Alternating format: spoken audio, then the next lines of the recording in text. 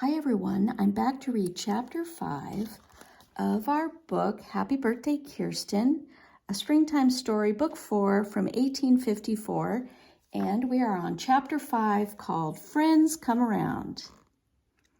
Pick as many daisies as you can, Anna told everyone. We're going to make daisy chains. All 8 girls fanned out across the meadow.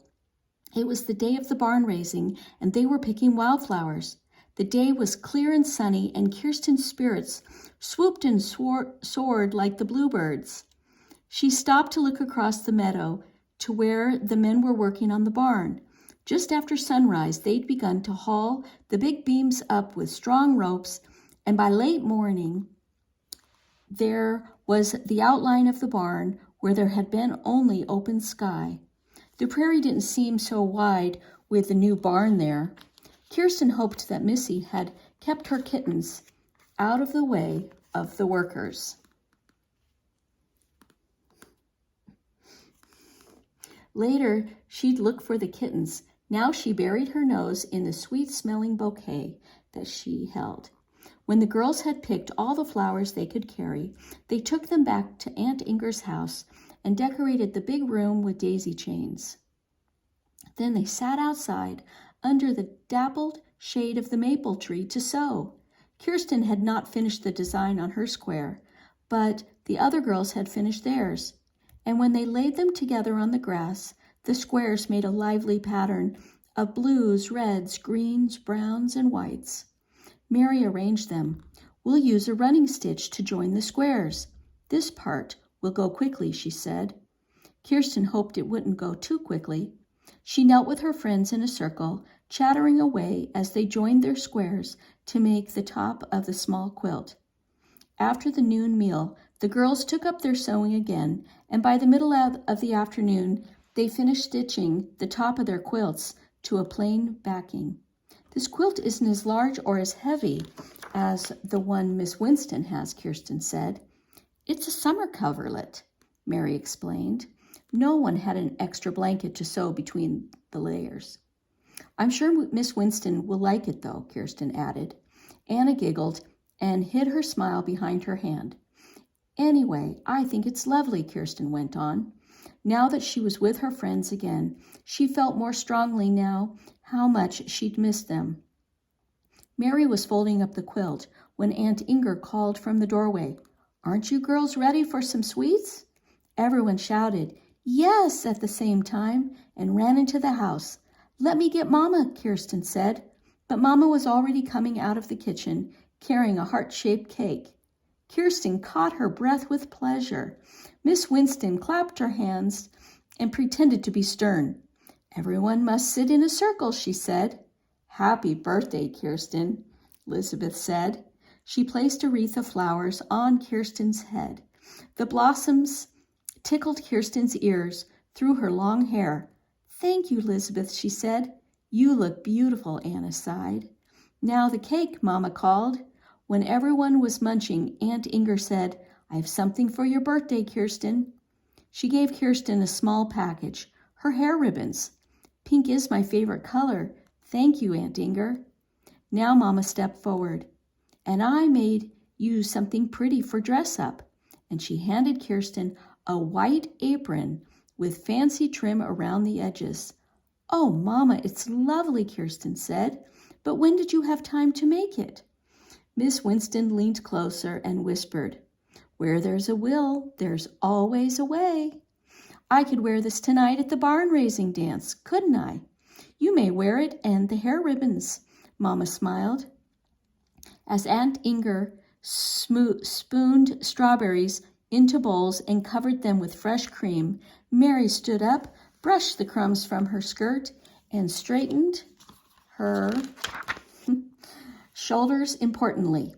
Now we have something to give you, Kirsten. She crossed the room, picked up the little quilt that they had just finished sewing, and proudly handed it to Kirsten. Happy birthday, Kirsten, from all of us, she said. Kirsten blinked. Oh, thank you. But why are you giving this to me? It was for Miss Winston, she added with a whisper. I told the girls that one quilt is enough for anyone. Miss Winston said with a smile. And we're giving this one to you because you missed out on all the fun of making it, Elizabeth explained. We want you to know we didn't forget about you even when you weren't with us. Anna took a corner of the quilt and spread it on the table. See these plain squares? We put the plain ones in so that we could write our names on them. And then it will be a friendship quilt, just like Miss Winston's. Miss Winston took a quill pen and an ink pot from her school bag. You must use your best handwriting, she directed to the girls. I don't want a single ink spot or smudge on this quilt. Kirsten stroked the edge of her quilt as each girl took a turn signing her name on one of the plain squares. And when all the squares had been signed, Miss Winston wrote on the border of the quilt with her most beautiful writing, for Kirsten Larson on her 10th birthday. It was late afternoon when the women began preparing supper.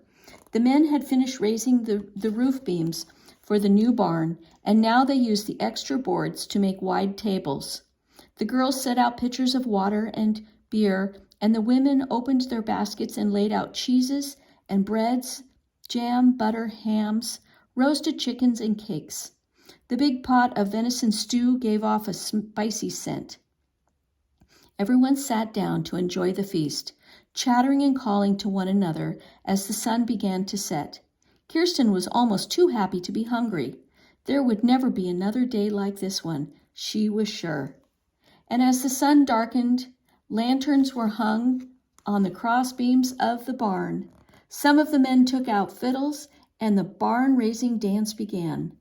Under the lanterns, the grown-ups danced to the tunes. Yankee tunes, German tunes, and Swedish tunes followed each other like the swirling dancers. The children made circle dances of their own around the edges, and the full moon shone down through the open rafters like the biggest lantern of all. Kirsten was skipping with Anna when she felt Papa's hand on her shoulder. Come on, 10-year-old, Papa said in a deep voice. This is your birthday dance with me. The fiddlers were playing a spinning waltz. Papa clasped Kirsten firmly around her waist. She hung on his shoulders, and they joined the grown-ups to the center of the new barn. Kirsten smelled Papa's good, clean sweat and the smell of new wood. Sometimes her feet left the floor when Papa spun her around, and the faces of the other dancers spun like a moving daisy chain. But Papa guided her and kept her steady. And when the waltz was over, Kirsten was so excited she felt dizzy. Or maybe she'd just whirled around too many times. She left Papa and the crowd and went to rest on the back of one of the wagons. As she sat quietly in the moonlight, she saw Missy moving her kittens into the new barn. One by one, Missy lifted the kittens between the posts and into the dark corner. Kirsten counted 4 kittens. Where was the 5th one?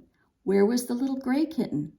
Kirsten jumped up and went to look for it in the pile of straw where she'd seen them all before. She got down on her hands and knees and searched.